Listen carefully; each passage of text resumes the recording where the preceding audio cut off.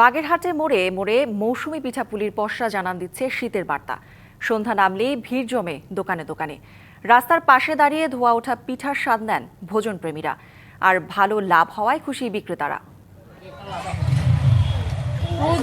মাটির চুলায় গরম ভাপে চালের গুঁড়া, খেজুর গুড়, নারকেল দিয়ে তৈরি হচ্ছে ভাপা পিঠা।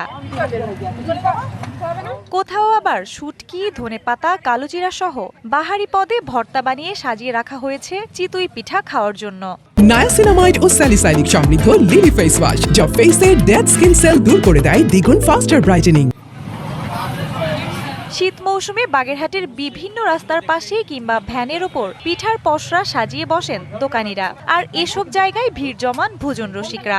চিতাই পিঠা, ভাপা পিঠা এবং চিতিয়া পিঠার সাথে আমরা বিভিন্ন ধরনের ভর্তা দিয়ে খেতে খুবই ভালো লাগে। অনেকে রাস্তায় দাঁড়িয়ে ধোয়া ওঠা পিঠার স্বাদ নেন, কেউ নিয়ে যায় পরিবারের জন্য। শীতের শুরুতেই আসলে আমাদের গ্রাম অঞ্চলে পিঠাপুলির একটি ধুম পড়ে যায়, কিন্তু বাজার থেকে এই পিঠাটি ক্রয় করছে এবং পরিবারের জন্য অনেকে নিয়ে যাচ্ছে। সুন্দর পিঠা বানায়, তার জন্য মোংলা পিঠা। এখানে আছে আপনার তেলের পিঠা, চিতই পিঠা, ভালো লাগছে। প্রতি পিস ভাপা পিঠা 10 টাকা ও চিতই পিঠা বিক্রি হচ্ছে 5 টাকায়। উপকরণ খরচ বাদ দিয়ে লাভ ভালো থাকায় খুশি বিক্রেতারা। আমাদের ভর্তা আছে শুটকি ভর্তা, ধনিয়া পাতা, শস্য, আমরা চিতই পিঠা এই জায়গা বেশি।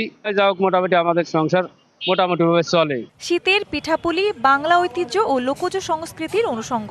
স্বাস্থ্যসম্মত উপায়ে পিঠা তৈরি ও পরিবেশন করার আহ্বান ক্রেতাদের। DBC news desk.